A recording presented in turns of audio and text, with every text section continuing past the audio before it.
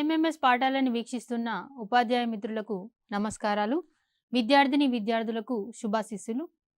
ఈరోజు మనం different ecosystems, వివిధ ఆవరణ వ్యవస్థలు అనే పాఠ్యాంశాల్లో ఏ అంశాల మీద దృష్టి సారించాలి, ఎన్ఎంఎంఎస్లో ఏ విధమైన క్వశ్చన్స్ అడిగే అవకాశం ఉందో తెలుసుకుందాం.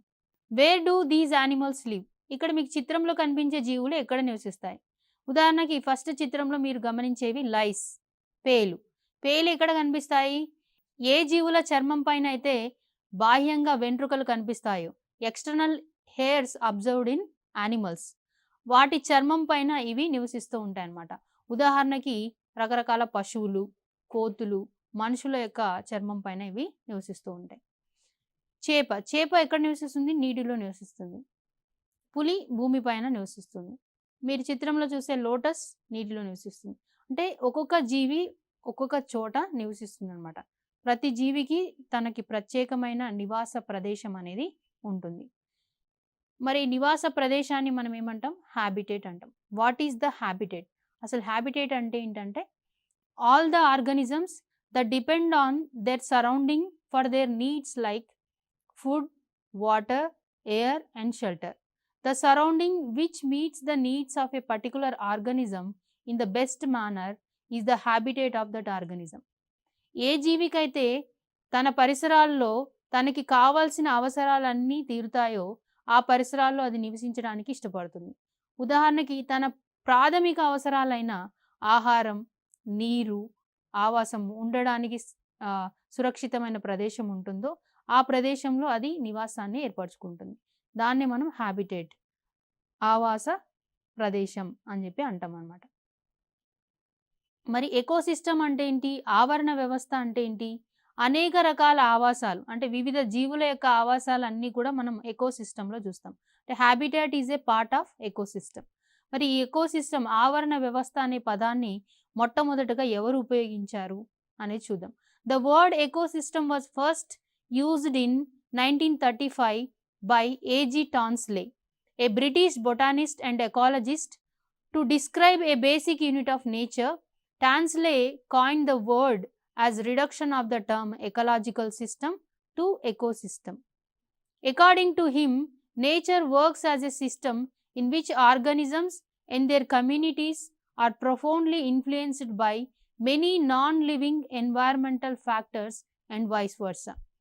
ఇక్కడ ఎకోసిస్టమ్ అనే పదాన్ని మొట్టమొదటగా ఉపయోగించిన ఆవరణ శాస్త్రవేత్త ఏజీ టాన్స్లే. ఇతను వృక్ష శాస్త్రవేత్త కూడా. ఇతను ఎకలాజికల్ సిస్టమ్ అనే పదాన్ని ఎకోసిస్టమ్ అనే పదంగా కుదించి వాడడం జరిగిందనమాట. అయితే ఎకోసిస్టమ్ అంటే ఏంటంటే ఒక ప్రదేశంలో నివసించే జీవులు, అంటే అది మొక్కలు, జంతువులు, దాని చుట్టూ ఉన్న non living organisms. Non living అంటే గాలి, నీరు, నేల, ఇవన్నీ కూడా, సూర్యరశ్మి, ఇవన్నీ కూడా ఆ జీవులని ప్రభావితం చేస్తాయి. అంటే జీవులకి నిర్జీవులకి మధ్య సంబంధాన్ని తెలియజేసేదే ఆవరణ వ్యవస్థ అని ఏజీ టాన్స్లే చెప్పడం జరిగింది.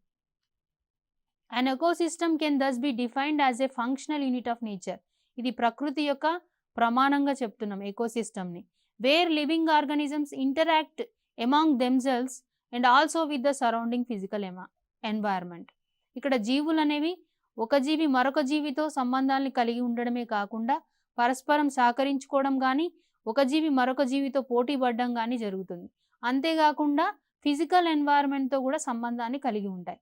ఫిజికల్ ఎన్వైర్న్మెంట్ అంటే తన చుట్టూ ఉన్న నేల, నీటితో, సూర్యరశ్మితో సంబంధాన్ని కలిగి ఉండమాట. ఇదంతా కూడా ఎకోసిస్టంలోకి వస్తుంది. ఎకోసిస్టమ్ని మనం ఏం చెప్పొచ్చు? బయోటిక్ అండ్ ఎబయాటిక్ కాంపోనెంట్స్ అని చెప్పొచ్చు. Biotic and abiotic components constitute a ecosystem. జీవ నిర్జీవ అంశాలన్నీ కలిపి ఒక ఆవరణ వ్యవస్థగా మనం చెప్పొచ్చు. We know that there is a feeding relationship between plants and animals. Along with this, we can see an interdependence between plants and animals for space, reproduction and shelter. మొక్కలకి, జంతువులకి, అంతేకాకుండా జంతువులకి మధ్య రిలేషన్షిప్స్ అనేవి, సంబంధాలు ఉండడం అనేది గమనించవచ్చు. ఎలాంటి సంబంధాలు? ఆహారం కోసం కావచ్చు, లేకపోతే ఆవాసం, స్పేస్ కోసం కావచ్చు, రీప్రొడక్షన్, వాటి యొక్క సంతతిని పెంచుకోవడం కోసం కావచ్చు, రిలేషన్షిప్స్ అనేవి జీవుల మధ్య కొనసాగుతూ ఉంటాయి. We find that not only the biotic components show interdependence among themselves but also with the abiotic components like air, water, soil etcetera. జీవులు వాటి మధ్య సంబంధం కొనసాగించడమే కాకుండా తమ చుట్టూ ఉన్న ఎబయాటిక్ కాంపోనెంట్స్ అయిన గాలి, నీరు, నేల మీద కూడా ఆధారపడతాయి. ఏ విధంగా అనేది నేను మళ్ళీ చెప్తాను. Where do plants get their food from? మొక్కలు ఏ విధంగా ఆహారాన్ని ఉత్పత్తి చేసుకుంటాయి? What is the energy source in the ecosystem? ఈ ఎకోసిస్టమ్ మొత్తానికి శక్తిని ఉత్పత్తి చేసే వనరు ఏంటి? శక్తిని ఉత్పత్తి చేసే వనరు సూర్యుడు. ఏ ఎకోసిస్టమ్కైనా ఎనర్జీ సోర్స్ ఎక్కడి నుంచి వస్తుందంటే సూర్యుడి నుంచి వస్తుంది.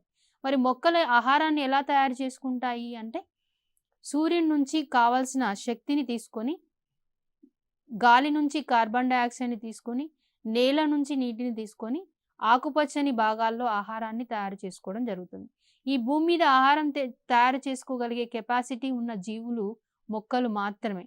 జంతువులు సొంతగా ఆహారాన్ని తయారు చేసుకోలేవు. మొక్కల మీద ఆహారం కోసం ఆధారపడి అవి జీవిస్తాయి. మరి మొక్కల మధ్య, జంతువుల మధ్య ఆహారపు సంబంధాలు ఏ విధంగా ఉంటాయి అనేది మనం ఇప్పుడు చూద్దాం. Food relationship among living beings. At first level several plants, algae use sunlight to make their food and are called producers. మొక్కలు అంతేకాకుండా శైవలాలు అంటే మీరు చెరువులు, కుంటల్ని చూసినప్పుడు ఆ చెరువుల పైన, కుంటల పైన ఆకుపచ్చగా తెట్టులాగా నీటిపైన తేలే మొక్కల్ని చూసి ఉంటారు. వాటిని మనం శైవలాలు అంటాం. నాచు ఉంటుంది కదా, ఆ నాచు కూడా ఒక ఆల్గేనే, ఒక శైవలమే. మరి ఈ శైవలాలు మన చుట్టూ కనిపించే ఆకుపచ్చని మొక్కలు అన్నీ కూడా సొంతగా ఆహారాన్ని తయారు చేసుకోగలుగుతాయి. అవి ఆహారం తయారు చేసుకొని అవి వాటి పెరుగుదలకి వినియోగించుకుంటాయి. మిగిలిన ఆహారాన్ని వేర్లలో, కాండంలో, పత్రంలో, కాయలలో నిల్వ చేసుకుంటాయి. మొక్కలు నిల్వ చేసుకున్న ఆహారాన్ని ఇతర జీవులు తీసుకుంటాయి. ఉదాహరణకి at second level some animals eat plants and are called herbivores. Herbivores అనేవి మొక్కల యొక్క ఉత్పత్తులు తింటాయి. అంటే ఆకులని, పూలని, కాయల్ని తింటాయి. ఉదాహరణకి హెర్బివోర్స్ అంటే మేకలు. At third level some other animals eat herbivores are called carnivores. Carnivores అంటే మాంసాహారులు. ఇవి వేటిని తింటాయి? హెర్బివోర్స్ శాకాహార జంతువుల్ని తింటాయి. ఉదాహరణకి ఏం చెప్పొచ్చు? పులి, సింహం. ఇవి మాంసాన్ని మాత్రమే తింటాయి. Herbivores and carnivores are called consumers. Consumers అంటే వినియోగదారులు. ఇవి వినియోగించుకుంటాయి, ఆహారాన్ని తీసుకుంటాయి, వినియోగించుకుంటాయి తప్ప సొంతంగా తయారు చేసుకోవు కాబట్టి వీటిని వినియోగదారులు, కన్జ్యూమర్స్ అంటాం. మొక్కల్ని మాత్రం ప్రొడ్యూసర్స్, ఉత్పత్తి చేస్తున్న ఆహారాన్ని కాబట్టి వాటిని ప్రొడ్యూసర్స్ అని అంటాం. At every level there are organisms called decomposers. They feed on waste, debris of plants and animals or on their remains after they die. They decompose remnants and return nutrients to the soil for plants to use as the cycle begins again. Decomposers are also called as recyclers. Decomposers అంటే ఏంటంటే విచ్ఛిన్నకారులు. విచ్ఛిన్నకారులు అంటే ఏంటంటే ఇవి సూక్ష్మజీవులు అన్నమాట. కొన్ని రకాల బ్యాక్టీరియాలు, శిలీంధ్రాలు, ఫంగస్, బ్యాక్టీరియా అండ్ ఫంగస్ ఉంటాయి వీటిలో. ఏం చేస్తాయి ఇవి? ప్రొడ్యూసర్స్ అయినా, కన్జ్యూమర్స్ అయినా ఏవైనా చనిపోయినప్పుడు వాటి శరీరాలని కుళ్ళింపజేసి నేలలో కలిపేస్తాయి అన్నమాట. ఆ శరీరాన్ని కుళ్ళింపజేసినప్పుడు ఆ శరీరంలో ఉండే పోషకాలన్నీ కూడా, న్యూట్రియంట్స్ అన్నీ కూడా నేలలో కలిసిపోతాయి. నేలలో కలిసిపోయిన పోషకాలు తిరిగి ఎక్కడికి వస్తాయి? మళ్ళీ మొక్కలలోకి వస్తాయి. మొక్క నీటిని గ్రహించుకున్నప్పుడు నీటి ద్వారా ఆ పోషకాలన్నీ నీటిలో కరిగి మళ్ళీ మొక్కలోకి ప్రవేశించడం జరుగుతుంది అన్నమాట. అందుకే వీటిని రీసైక్లర్స్ అంటున్నాం. రీసైక్లర్స్ అంటే నేల నుంచి వచ్చిన పోషకాలు మొక్కల్లోకి, మొక్క చనిపోయినప్పుడు తిరిగి మళ్ళా నేలలోకి వచ్చేటట్టుగా చేస్తాయి కాబట్టి డీకంపోజర్స్ని రీసైక్లర్స్, విచ్ఛిన్నకారుని రీసైక్లర్స్ అని చెప్పడం జరుగుతుందన్నమాట. ఇక్కడ మీరు చూసినట్లయితే ఆహార సంబంధాలని మనం ఇక్కడ ఆహారపు గొలుసు, ఆహారపు జాలకం ద్వారా వివరించడం జరిగింది. ఈ ఫస్ట్ పిక్చర్ ఏంటంటే ఆహారపు గొలుసు తెలియజేస్తుంది. దీంట్లో చూడండి మొక్కలు కనిపిస్తున్నాయి. ఫస్ట్ మనకి మొక్కలు ఏంటి? ప్రొడ్యూసర్స్ అని చెప్పాను. ఇవి సొంతగా ఆహారం తయారు చేసుకోగలుగుతాయి. కార్బన్ డైఆక్సైడ్ని, వాటర్ని ఉపయోగించుకొని ఆహారం తయారు చేసుకుంటాయి. మనం చూసే ధాన్యాలు, పండ్లు, కాయలు అవన్నీ కూడా కార్బన్ డయాక్సైడ్, వాటర్ 2 కలిపి ఆహారంగా మార్చబడింది. మరి ఈ మొక్కల్ని ఆహారంగా తినేవేంటి? అంటే మొక్కల యొక్క గింజల్ని. ఇక్కడ గ్రాస్ హాపర్, మిడత చూస్తున్నాం మనం. గ్రాస్ హాపర్ లాంటి కీటకాలని ఆహారంగా ఏం తీసుకుంటాయి? పాములు, స్నేక్స్. మరి ఈ పాములని ఆహారంగా ఏవి తింటాయి? హాక్, గద్దలు, ఈగల్స్ లాంటివి ఉంటాయి. మరి ఇవన్నీ చనిపోయినప్పుడు, ఫర్ ఎగ్జాంపుల్ పాము గానీ, ఈ గద్ద గానీ, ఈ గ్రాస్ హాపర్ గానీ, ఇవన్నీ చనిపోయినప్పుడు మరి ఇవి ఎలా నేలలో కలిసిపోతాయి? అంటే ఇక్కడ మీరు ఈ పిక్చర్‌లో చూడొచ్చు. ఇవేంటంటే ఫంజీ. ఫంజీ లేదా ఫంగీ అంటాం. శిలీంధ్రాలు. ఇవేం చేస్తాయి? ఈ జీవులు ఏవైనా చనిపోతే వాటి దేహాలని కుళ్ళింపజేస్తాయి. కుళ్ళింపజేసి అంటే కణాల మధ్య ఉన్న బంధాలను విడగొట్టి కణాలలో ఉన్న ఆహారాన్ని ఇవి వినియోగించుకొని నేలలో కలిపేస్తాయన్నమాట. ఇవి లేకపోతే ఏమవుతుంది? డీకంపోజర్స్ అనేవి లేకపోతే భూమిపైన ఎక్కడ చనిపోయిన జీవి అక్కడే ఉండిపోయి ఇప్పటి వరకు భూమిపైన ఎక్కడ చూసినా జీవుల, మొక్కల, జంతువుల యొక్క కళేబరాలే ఎక్కడ కూడా మనకి కనిపిస్తూ ఉండేటి అన్నమాట. పక్క చిత్రంలో చూడండి, ఇదేంటంటే ఆహారపు జాలకం అంటాం.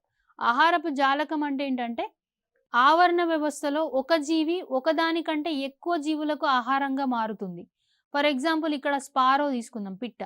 ఈ పక్షి అనేది దేనికి ఆవాసంగా మారుతుంది? దీన్ని నక్క తినొచ్చు, లేదా పాము కూడా తినొచ్చు. అంటే ఒకటి కంటే ఎక్కువ జీవులకి ఆహారంగా ఇది మారిపోయింది. మొక్క తీసుకుందాం. మొక్కని ఇక్కడ స్క్విరల్, ఉడత తింటుంది, పక్షి తింటుంది. అంతేకాకుండా ఇక్కడ క్యాటర్ పిల్లర్ ఉంది, క్యాటర్ పిల్లర్ తింటుంది. ఇంకా సీతాకోక చిలుకను కూడా మొక్క నుంచి ఆహారాన్ని పొందుతుంది. ఒకటి కంటే ఎక్కువ జీవులకి ఆహారం అవ్వడం కావచ్చు, మనం ఆహారపు జాలకంలో చూస్తాం, ఫుడ్ వెబ్లో చూస్తాం అన్నమాట. ఇది ఫుడ్ చైన్, ఇది ఫుడ్ వెబ్. ఇంతకుముందు మనం హెర్బివోర్స్, కార్నివోర్స్ అనే విషయం గురించి మాట్లాడుకున్నాం కదా. ఒకసారి హెర్బివోర్స్ ఏమేమి ఉన్నాయో చూద్దాం. ఇక్కడ హెర్బివోర్స్ అంటే మొక్కల యొక్క ఉత్పత్తుల్ని ఆహారంగా తీసుకునేవి. ఇక్కడ మీరు చిత్రంలో చూడొచ్చు, ఎలిఫెంట్ అండ్ డీర్. రెండవది కార్నివోర్స్. కార్నివోర్స్ అంటే ఇవి మాంసాన్ని మాత్రమే ఆహారంగా తీసుకుంటాయి. ఫస్ట్ లెవెల్లో మనకి ప్రొడ్యూసర్స్ ఉంటాయి, సెకండ్ లెవెల్లో హెర్బివోర్స్ ఉంటాయి, థర్డ్ లెవెల్లో కార్నివోర్స్ ఉంటాయి. కార్నివోర్స్ అంటే మాంసాహారులు, మాంసాన్ని మాత్రమే తీసుకుంటాయి. ఇంకా డీకంపోజర్స్ చెప్పుకున్నాం కదా ఇంతకుముందు మనం, విచ్ఛిన్నకారులని. ఇక్కడ మీరు చూడొచ్చు చిత్రంలో, ఇవన్నీ కూడా ఏంటి? ఫంగస్, శిలీంధ్రాలు అన్నమాట, పుట్టగొడుగులు. ఇవన్నీ కూడా ఏంటి? వ్యర్థాల మీద జీవిస్తూ ఉంటాయి అన్నమాట. చనిపోయిన జీవుల, మొక్కల మీద, జంతువుల మీద ఆధారపడి ఇవి జీవిస్తూ ఉంటాయి, డీకంపోజర్స్. ఇంకా ఇంకొక కీవర్డ్ ఆమ్నివోర్స్, ఉభయాహారులు. ఉభయాహారులు అంటే ఇంతకుముందు హెర్బివోర్స్ మొక్కల్నే తింటే, కార్నివోర్స్ మాంసం మాత్రమే తింటే, ఉభయాహారులు అట్లా కాదు, మాంసాన్ని తింటే అటు మొక్కల్ని కూడా, రెండింటిని కూడా తింటాయి అన్నమాట. అందుకే వీటిని ఏమంటున్నాం? ఉభయాహారులు అంటున్నాం అన్నమాట. మొక్కల, జంతువుల ఉత్పత్తులు రెండింటిని ఆహారంగా తీసుకుంటాయి. ఉదాహరణకి మనం బొద్దింక, కాక్రోచ్, దాని తర్వాత మానవుడు, హ్యూమన్ బీయింగ్స్ చెప్పొచ్చు. ప్రతి లెవెల్లో కూడా డీకంపోజర్స్ ఉంటాయని చెప్పుకున్నాం. అంటే ప్రొడ్యూసర్స్ కానీ, హెర్బివోర్స్ కానీ, కార్నివోర్స్ కానీ, ఆమ్నివోర్స్ ఏవి చనిపోయినా వాటిని డీకంపోజ్ చేసేవి డీకంపోజర్సే. కాబట్టి ఎవ్రీ లెవెల్లో మనకు కనిపించేవి డీకంపోజర్సే. ఇక్కడ మనం చిత్రంలో డీకంపోజర్స్ని చూడొచ్చు, lichens. Powerful storms, earthquakes, fire accidents, tsunamis can destroy ecosystems very quickly. మరి ఎకోసిస్టంలో మనం ఇప్పటి వరకు చెప్పుకున్నాం కదా, హెర్బివోర్స్ ఉంటాయి, కార్నివోర్స్ ఉంటాయి, డీకంపోజర్స్ ఉంటాయి. వీటితో పాటు గాలి, నీరు, నేల, సూర్యరశ్మి ఇవన్నీ కూడా ఒక ఎకోసిస్టమ్ని ప్రభావితం చేస్తాయి. మరి ఒక ఎకోసిస్టమ్ బ్యాలెన్స్డ్గా ఉంటే ప్రాబ్లం ఏం లేదు. న్యాచురల్గా, ప్రకృతి సిద్ధంగా జరిగే న్యాచురల్ కెలామిటీస్ వల్ల ఎకోసిస్టమ్ అనేది కొన్నిసార్లు డెస్ట్రాయ్ అనేది అవుతుంది. ఎకోసిస్టంలో రకాలు ఉన్నాయి. ఏమేమి ఎకోసిస్టమ్స్ ఉన్నాయో చూద్దాం. Due to abiotic and biotic factors, different ecosystems develop in different ways. These factors and their interaction between each other have resulted in the formation of different types of ecosystems. మరి ఇక్కడ వివిధ రకాల ఆవరణ వ్యవస్థలు ఏర్పడడానికి కారణం ఏంటంటే, ఆ ప్రాంతంలో నివసించే జీవులు, వాటి మధ్య ఉండే సంబంధాలు, అంతేకాకుండా ఆ ప్రాంతంలో ఉండే వాతావరణం, ఇవన్నిటిని బట్టి వివిధ రకాల ఆవరణ వ్యవస్థలు ఏర్పడడం జరిగిందన్నమాట. అవి ఏంటో మనం ఇక్కడ చూద్దాం. ఎకోసిస్టమ్ మనం ముఖ్యంగా 2 రకాలుగా ఉంటుంది. మొదటిది న్యాచురల్ ఎకోసిస్టమ్, ప్రకృతి సిద్ధంగా ఏర్పడింది. రెండవది ఆర్టిఫిషియల్ ఎకోసిస్టమ్, మనిషి తయారు చేసిందన్నమాట, మానవ నిర్మితమైన ఆవరణ వ్యవస్థ. ఇప్పుడు న్యాచురల్‌గా ప్రకృతి సిద్ధంగా ఏర్పడిన ఆవరణ వ్యవస్థలో 2 రకాలుంది మరల. టెరెస్ట్రియల్ ఎకోసిస్టమ్ అంటే భౌమ ఆవరణ వ్యవస్థ. రెండవది ఆక్వాటిక్ ఎకోసిస్టమ్ అంటే నీటి ఆవరణ వ్యవస్థ. మరి టెరెస్ట్రియల్ ఎకోసిస్టమ్ మరల 3 రకాల ఆవరణ వ్యవస్థలుగా విభజించబడి ఉంది. మొదటిది గ్రాస్ ల్యాండ్ ఎకోసిస్టమ్ గడ్డి భూమి ఆవరణ వ్యవస్థ. రెండవది ఫారెస్ట్ ఎకోసిస్టమ్ అటవీ ఆవరణ వ్యవస్థ. డెజర్ట్ ఎకోసిస్టమ్ ఎడారి ఆవరణ వ్యవస్థ. ఈ 3 కూడా టెరెస్ట్రియల్ ఎకోసిస్టమ్‌లో రకాలు. దాని తర్వాత ఆక్వాటిక్ ఎకోసిస్టమ్ నీటి ఆవరణ వ్యవస్థ చూసినట్లయితే ఇది 2 రకాలుగా ఉంది. Fresh water ecosystem, marine water ecosystem. Fresh water అంటే మంచినీటి ఆవరణ వ్యవస్థ. నదులు, చెరువులు, కుంటలలో మనం ఫ్రెష్ వాటర్ ఎకోసిస్టమ్ చూడొచ్చు. మెరైన్ వాటర్ ఎకోసిస్టమ్ అంటే ఉప్పు నీటి ఆవరణ వ్యవస్థ అనమాట. సముద్రాలు, మహాసముద్రాల్లో కనిపిస్తుంది ఇది మెరైన్ వాటర్ ఎకోసిస్టమ్ అనేది. ఆక్వాటిక్ హ్యాబిటేట్ గురించి చూద్దాం. ఆక్వాటిక్ హ్యాబిటేట్ అంటే నీటి ఆవరణ వ్యవస్థ. In pond we can see both plants and animals. The plants that we see in water are called aquatic plants. Animals that are called aquatic animals. This type of habitat is said to be an aquatic habitat. నీటిలో మొక్కలు మరియు జంతువులు 2 కూడా నివసిస్తూ ఉంటాయి.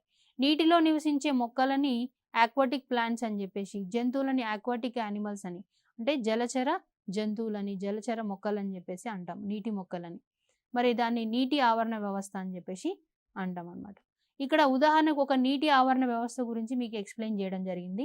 అదే mangrove ecosystem, mangrove ఆవరణ వ్యవస్థ. మ్యాంగ్రూవ్ ఆవరణ వ్యవస్థ ఎక్కడ కనిపిస్తుంది అంటే mangroves are the forest that grow in backwaters of low depth areas of seashore. Mangrove serves as an important feeding, nourishing and breeding ground for a variety of commercial by important organisms and also serves as protected area for endangered species. Mangrove ecosystem అనేది మనం ఎక్కడ గమనిస్తామంటే నది సముద్రంలో కలిసే చోట. నది ఎక్కడైతే సముద్రంలో కలుస్తుందో అక్కడ 2 రకాల వాతావరణం కనిపిస్తుంది. అంటే నదిలో మంచినీరు ఉంటుంది, సముద్రంలో ఉప్పు నీరు ఉంటుంది. నది పోయి సముద్రంలో కలిసిన చోట మనకి ఉప్పు నీటి వాతావరణమే కనిపిస్తుంది. ఈ వాటర్‌లో మొక్కలు పెరుగుతాయి అన్నమాట. వాటిని మనం మ్యాంగ్రూవ్ మొక్కలు అంటాం. ఇక్కడ మీరు చిత్రంలో చూసేటివి మ్యాంగ్రూవ్ మొక్కలు అన్నమాట. ఈ మ్యాంగ్రూవ్ మొక్కల యొక్క ప్రత్యేకత ఏంటంటే ఉప్పు నీటిని తట్టుకొని పెరగాలి కాబట్టి. సాధారణంగా ఉప్పు నీరు పోస్తే మొక్కలు చనిపోతాయి. కానీ ఈ మొక్కలు ఉప్పు నీటిలో పెరుగుతాయి అన్నమాట. అంటే ఆ ఉప్పుని తట్టుకోవడం కోసం వీటికి ప్రత్యేకమైన వ్యవస్థ, వేరు వ్యవస్థ అనేది ఉంటుంది. మ్యాంగ్రూవ్ ఎకోసిస్టమ్ అనేది ఎక్కడ ఉంది? ఇది Coringa mangrove ecosystem is situated south of Kakinada Bay and is about 150 kilometers south of Visakhapatnam. Koringa is named after the river Korangi. మరి కొరింగా మ్యాంగ్రూవ్ ఫారెస్ట్ అనేది విశాఖపట్నంకి 150 కిలోమీటర్ల దూరంలో ఉండడం జరిగింది. ఇది కొరాంగి అనే నది పేరు మీద కొరింగా మ్యాంగ్రూవ్ ఎకోసిస్టమ్ అనే పేరు వచ్చింది. ఈ కొరింగా మ్యాంగ్రూవ్ ఫారెస్ట్లో ఏమేం ప్రొడ్యూసర్స్ ఉంటాయి, ఆహారాన్ని ఉత్పత్తి చేసే జీవులు ఏంటి అంటే ఆల్గే. ఇంతకుముందు నేను చెప్పాను, నీటిలో మనకి ఆకుపచ్చగా కనిపిస్తాయి చిన్న చిన్న మొక్కలు లేదా నాచు మొక్కలు అని చెప్పేసి అంటాం.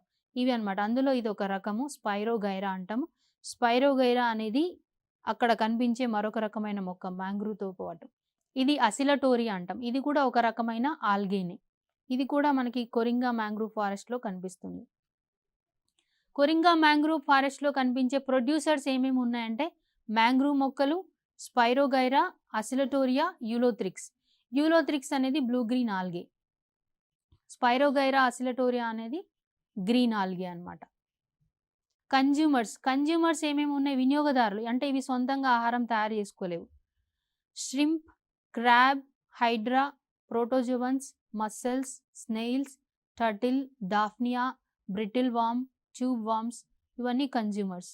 డీకంపోజర్స్ ఏముంటాయి ఇక్కడ? డెట్రిటస్ ఫీడింగ్ బ్యాక్టీరియాలు ఉంటాయి ఇక్కడ, చనిపోయిన జీవులని కుళ్ళింపజేయడానికి. ఎబయాటిక్ కాంపోనెంట్స్. ఇక్కడ ఎబయాటిక్ కాంపోనెంట్స్ ఏముంటాయి అంటే మెరైన్ అండ్ ఫ్రెష్ వాటర్ 2 కలుస్తాయి. నేను చెప్పాను కదా, నది సముద్రంలో కలిసే చోటు కాబట్టి అక్కడ మెరైన్ వాటర్, ఫ్రెష్ వాటర్ 2 ఉంటాయి.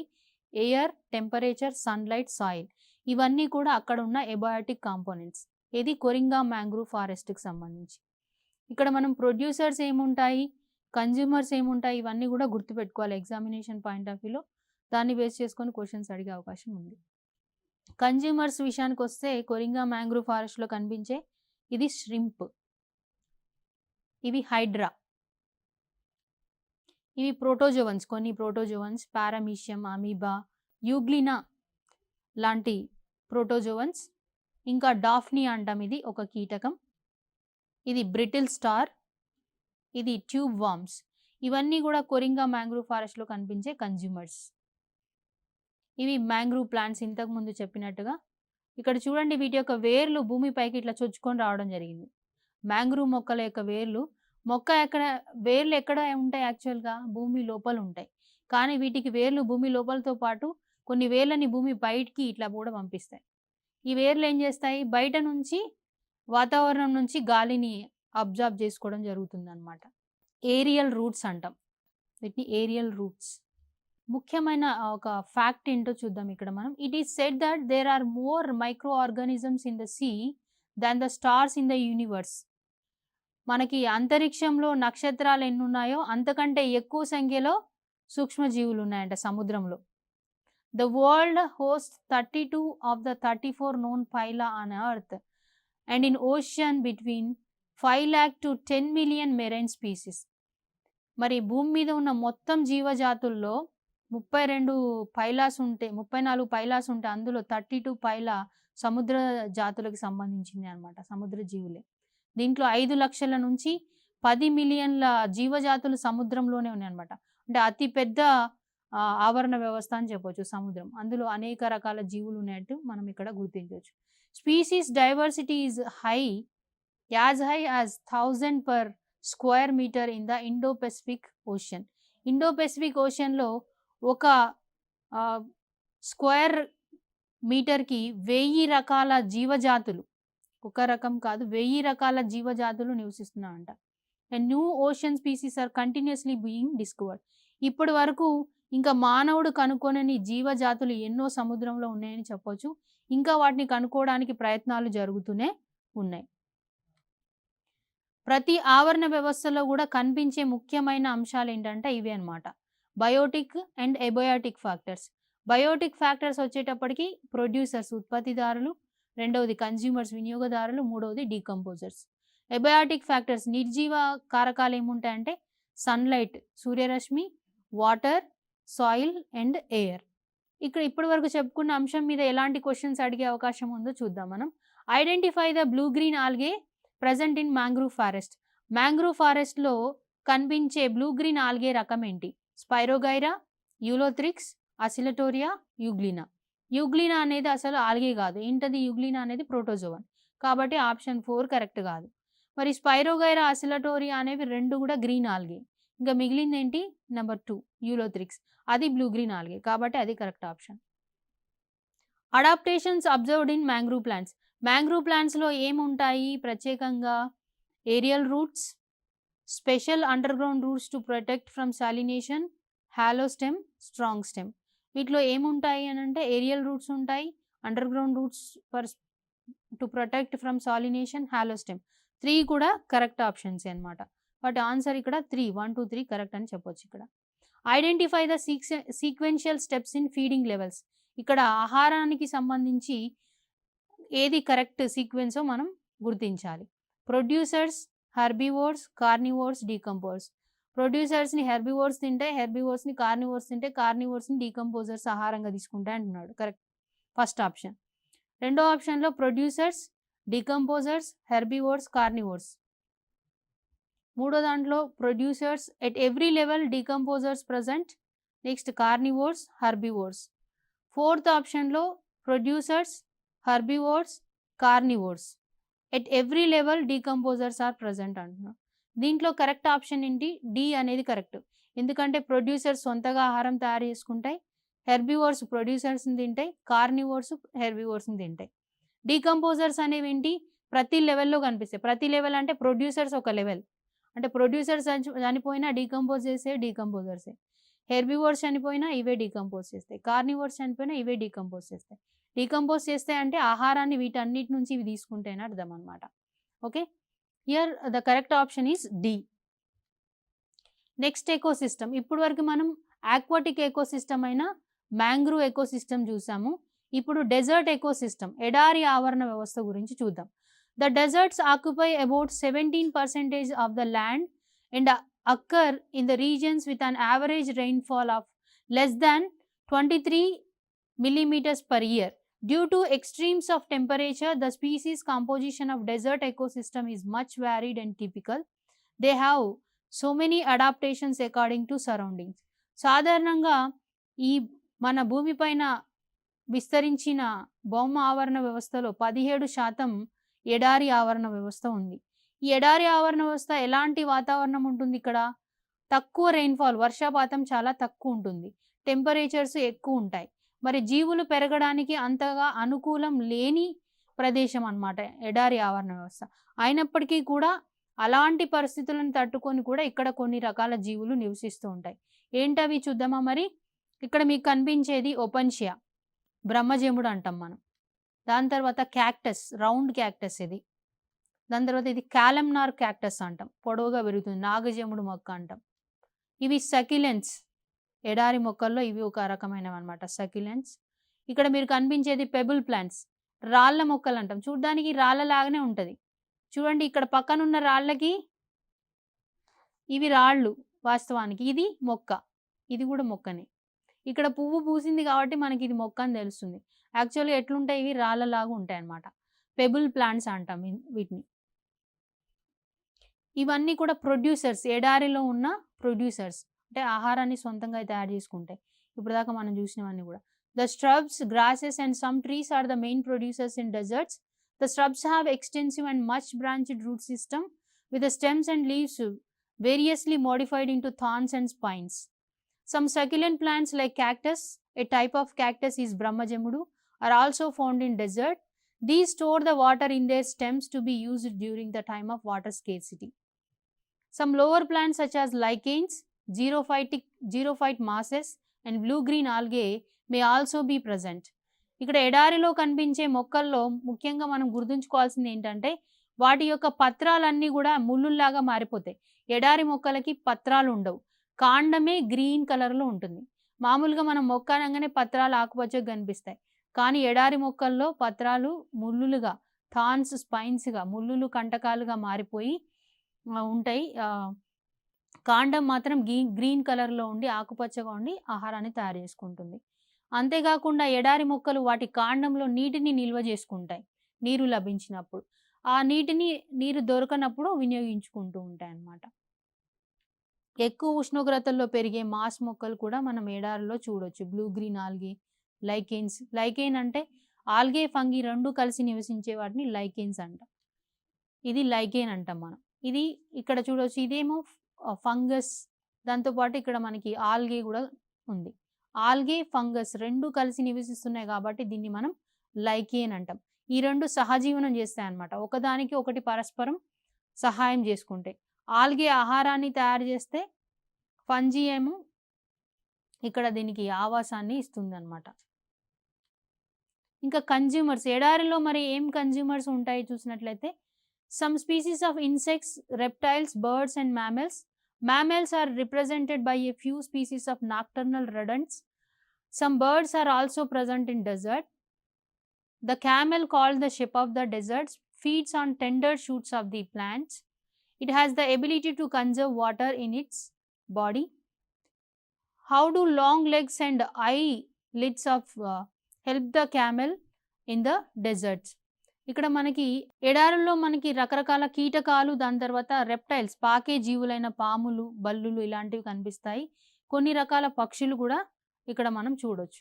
అంతేకాకుండా ఎలుకల జాతికి చెందిన బ్యాండికూట్స్, ఇంకా ర్యాట్స్ లాంటివి ఉంటాయి. దాని తర్వాత ఎక్కువగా ఎడారిలో నివసించే జంతువులన్నీ కూడా నాక్టర్నల్ అంటే రాత్రిపూట మాత్రమే బయటకు వెళ్తాయి, ఉదయం అంతా కూడా ఎక్కడో బొరియల్లో దాచుకొని ఉంటాయి అన్నమాట.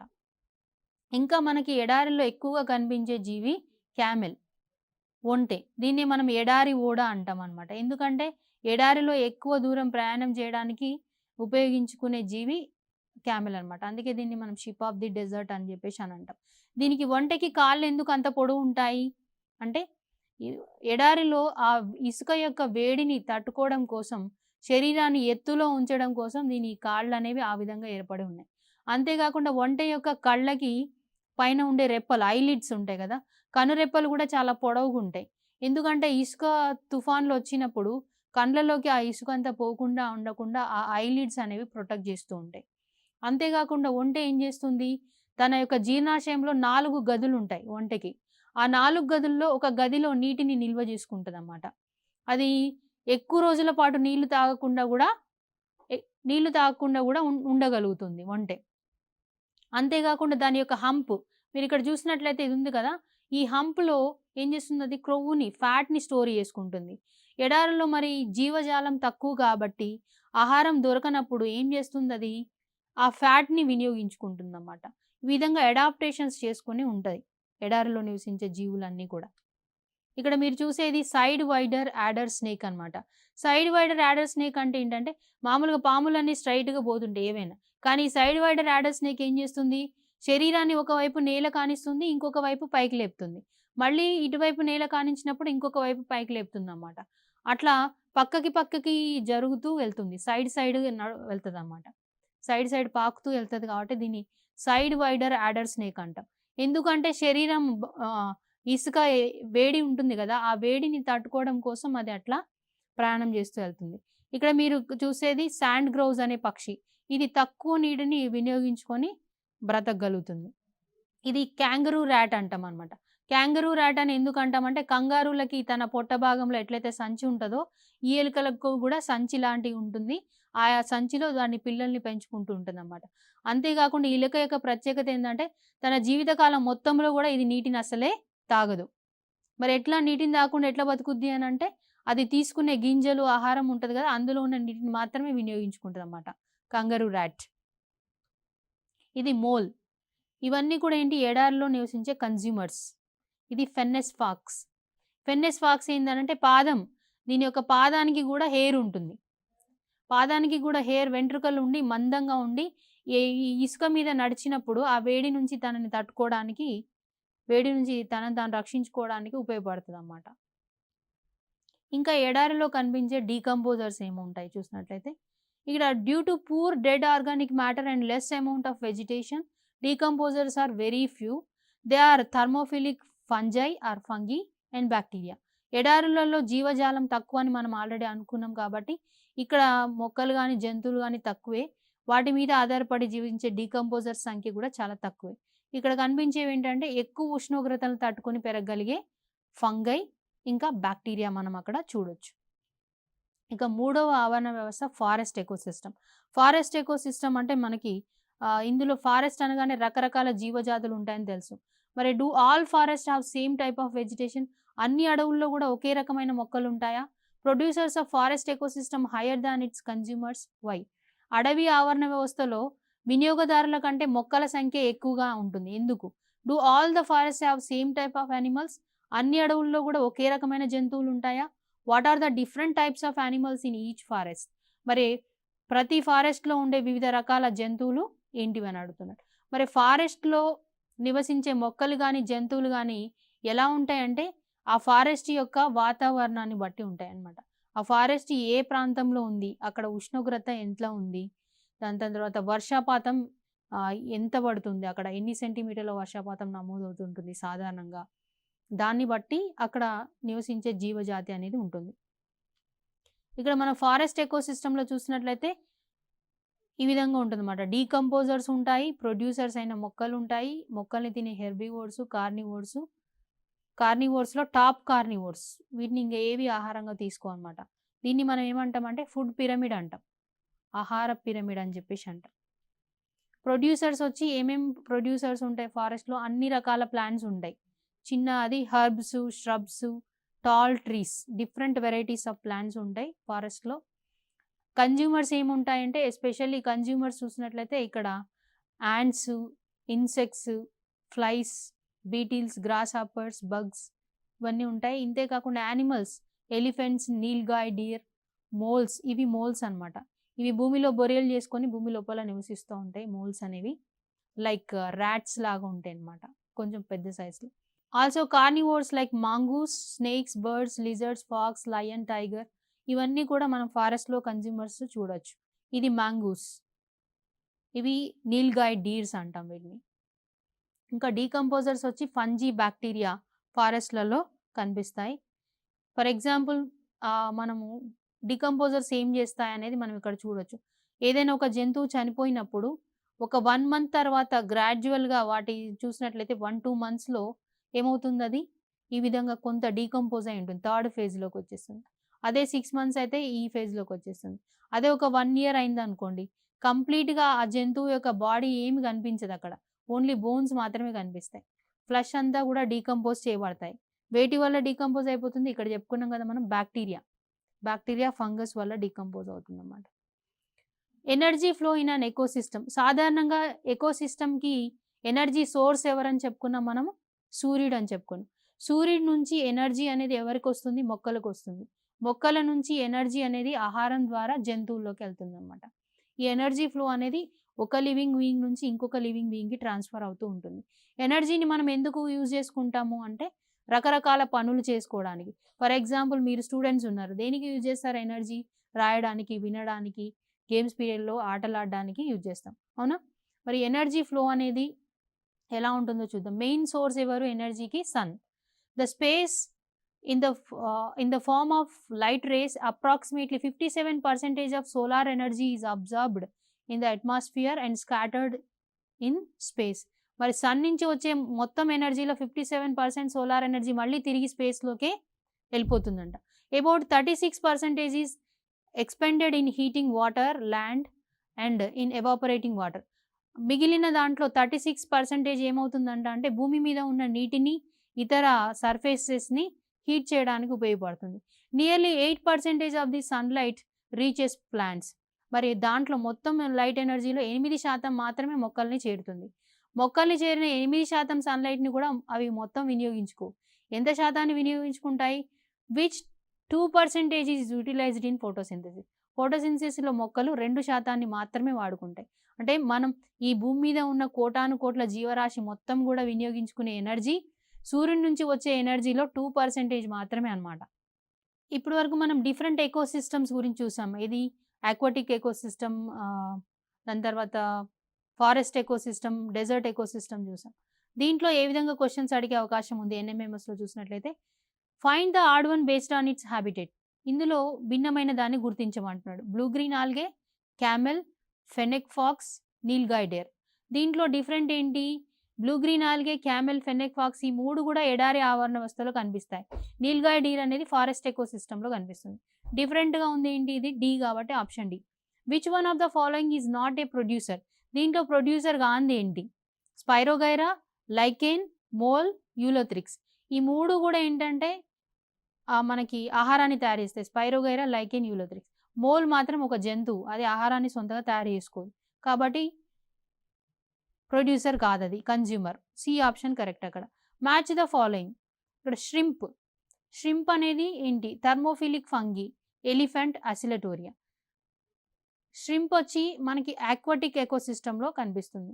థర్మోఫిలిక్ ఫంగి అనేది ఏంటి? డెజర్ట్‌లో కనిపిస్తుంది. ఎలిఫెంట్ అనేది ఏంటి? ఫారెస్ట్‌లో కనిపించే కన్జ్యూమర్. అసిలటోరియా అనేది ఒక ఆల్గే. ఈ విధంగా మనం మ్యాచ్ చేయాల్సి ఉంటుంది. పిల్లలు, ఇప్పటి వరకు మనం డిఫరెంట్ ఎకోసిస్టమ్స్, వివిధ ఆవరణ వ్యవస్థలు అనే పాఠ్యాంశం గురించి తెలుసుకున్నాం.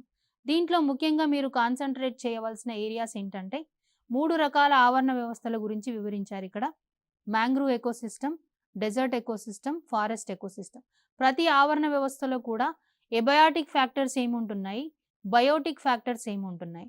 బయోటిక్ ఫ్యాక్టర్స్లో కూడా ప్రొడ్యూసర్స్, కన్జ్యూమర్స్, డీకంపోజర్స్ ఏముంటున్నాయి అనే దాని మీద దృష్టి సారించాల్సి ఉంటుంది.